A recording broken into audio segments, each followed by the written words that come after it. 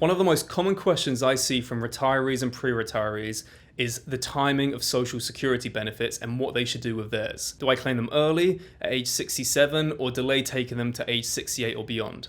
My name's George, I'm a financial planner, CPA, and the owner of Seam Financial. So in this video, I'm going to explain all of the pros and cons to taking Social Security early at age 67 and delaying payments until post 67, and give you an understanding of the mechanics at play in all of these options to help you make a more informed decision based on your personal circumstances. So let's start by making sure we understand how your Social Security is calculated so you can have better context around the broader question of when to start claiming it.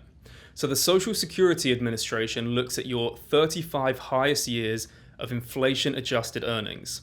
From this, what is known as your primary insurance amount is calculated, which is the amount of Social Security benefit or income you will be eligible for at your full retirement age. The next factor to consider is when you retire. For Social Security purposes, something known as the full retirement age is used as your official retirement age. The age itself depends on your birth year, between 66 and 67 depending on the year you were born. Right now, for anyone pre-1960, the age is 66, and 1960 or later, it's 67. The full retirement age is the age at which you will begin receiving your full benefit. Now, as I'm sure many of you know based on the title of this video, you can take benefits before or after your full retirement age. Every year that you delay taking benefits past your official retirement age, you get what are called delayed retirement credits.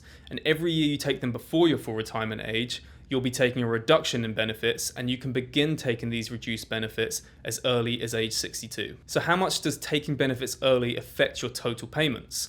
Assuming your full retirement age is 67, a 6.7% reduction is applied if you take the benefits from 66, a further 6.7% if you take it from 65, and an extra 5% for each earlier year taken between 64 and 62. And these reductions are taken into account on a prorated basis and permanently affect your Social Security payments for the rest of your life. Or in other words, these percentage reductions don't apply only during the early payment periods, but for all subsequent Social Security benefits received going forward. The amount you receive if you take Social Security at the absolute earliest age of 62 would be around 70% of what you would have if you started at your full retirement age. Now let's look at how delaying your benefit can affect things.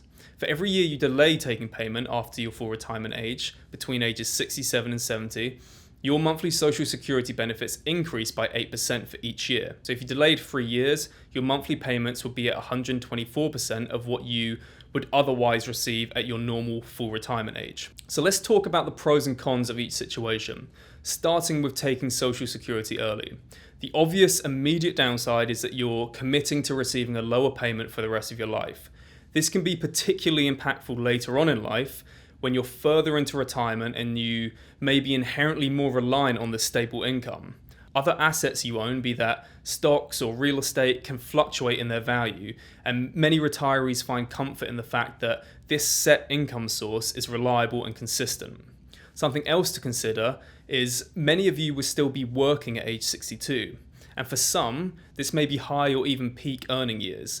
So if you start collecting at this age, you would be missing out on these high income years that would be factored into the 35-year average, which remember takes into account your 35 highest earning years, which would in turn mean you miss out on years that otherwise would have increased your overall monthly payments if they were considered. Something else to consider is that there is an earning limit on Social Security payments if you take them before your full retirement age. For 2026, this limit is $24,480, and every $2 you earn over this limit will mean $1 of your Social Security is withheld. An important caveat for this is this only applies to earned income you make. So things like investment returns and withdrawals of other retirement accounts does not impact this earnings threshold. Taking payments early also impacts survivor benefits for your spouse. So if you collect early payments and within say 5 to 10 years you unfortunately pass away, your surviving spouse would collect 100% of your benefit, but this benefit of course now would be far lower than it would otherwise have been if you didn't take it early. Now onto the pros of early withdrawals. The most obvious benefit is you have access to this cash early. Now, the knock-on impact of this that many people don't consider is the resulting impact on your other holdings, be that a retirement account, standard investment account, etc. Why is this important? Think of it this way. If you have a Roth account, for example, the comparison of taking funds out of the Roth account versus living off Social Security and leaving those funds within the Roth account isn't as simple as a one-to-one comparison. Remember, Roth accounts are post-tax accounts, meaning withdrawals from these accounts are tax-free. Leaving these investments in this account to continue to grow can have significant benefit when comparing timing of Social Security withdrawals, which I'll get into a little later. In other words, if collecting early means that you're leaving more money in your portfolio to grow for you, especially tax-advantaged ones like a Roth account, this becomes a slightly more compelling option. So what about the standard for retirement age? Obviously, you're now eligible for 100% of your Social Security benefits. Now let's talk about some tax benefits. First of all, many states do not apply tax to Social Security payments. And at the federal level, a maximum of 85% of your Social Security payments is considered as taxable income instead of the standard 100%. So why is this a benefit, specifically not for taking the payments early? Well, the amounts you're receiving are higher, meaning that the state and federal tax savings on this income, or in other words, the tax-adjusted amount, compared to if you were receiving a lower payment and had to supplement this lower payment with IRA withdrawals or pension payments that do not have the same state and federal tax benefits as Social Security payment contributions, increases the attractiveness to full retirement age or delayed payments. Another reason that may not be grounded purely in tax efficiency is that many people find this to be a happy medium between the three options.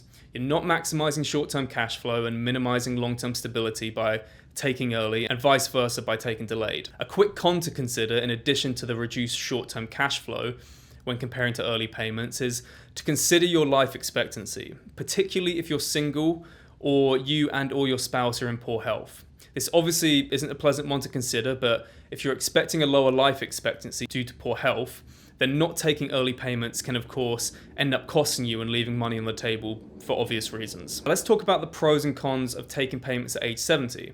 At this point, you would have maximized Social Security benefits. This, of course, can be a huge pro, especially for those that really want the solid, predictable income as they progress through retirement. This can lighten the load not only on your reliance on your investment accounts, but also give you a more solidified income floor that would otherwise have to be estimated based on potential returns of your portfolio if you were relying more heavily on the income your investments generate as a result of having a lower Social Security monthly payment. One more point on this is that not only is this set for your Social Security payments compared to investment drawdowns, it's also set for life.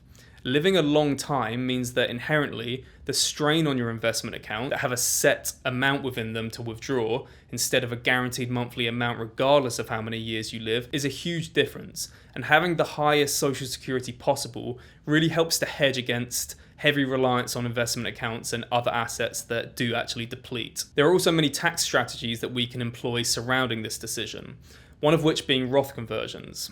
Roth conversions convert funds in your traditional IRA account to Roth accounts. In doing so, tax is recognized on the conversion as if you were withdrawing money from the standard IRA account, which is then, of course, converted into a Roth account, which is a post-tax account. The key when timing Roth conversions is doing so in low income years, so that the tax you pay on the conversion is in the lowest bracket possible.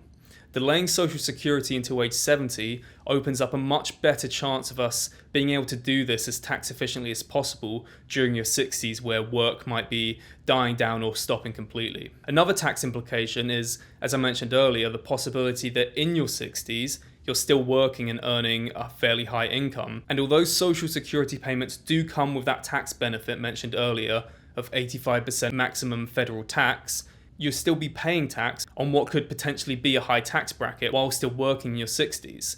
Whereas pushing benefits back to say 70 gives you the opportunity to time the payments as you stop working completely and therefore lower tax burden on the payments. Now the clear cons is the delay of receiving this income and how this impacts the rest of your portfolio, particularly if you do retire prior to receiving your Social Security benefits. The trade-off here is maximizing a guaranteed income eventually versus being able to leave more funds within various investments which would have the potential to generate growth, particularly, like I said, in tax advantage accounts that could again potentially outweigh the increase in your Social Security benefits. On top of this is simply not being able to enjoy the money sooner in what in all likelihood could be healthier years of your life where you may be more inclined to tick off some of those bucket list items or whatever your goals are during retirement. Some people choose to simply live more frugally in the interim period between retirement age and a delayed social security payment, which is absolutely fine, but of course comes with those more intangible drawbacks of health considerations. So to conclude, there's obviously pros and cons to each of these situations. The generic advice you may hear being thrown around is, if you can, delay your social security payments until age 70 to lock in the higher future payments, and if you can't afford to do that, take it as late as you can afford. And this isn't necessarily bad advice, but I hope this video has helped you put together the many other factors at play when planning to make this decision, because these can also play a huge part in the financial and non-financial success of your retirement plan. And remember, if you plan to delay social security payments and things change in the market or your personal circumstances, you can always just change course. The real takeaway though is that there is no one-size-fits-all solution to this question, and your social security decision, alongside all elements of your retirement planning and overall financial life, need to be considered holistically to fit you as an individual. I run my own independent fee-only financial planning company that helps clients with exactly this. So if you want to schedule a free, no strings attached call with me to discuss retirement planning or any financial planning at all, please click the link in the description. Thank you all so much for watching, and I'll see you in the next one.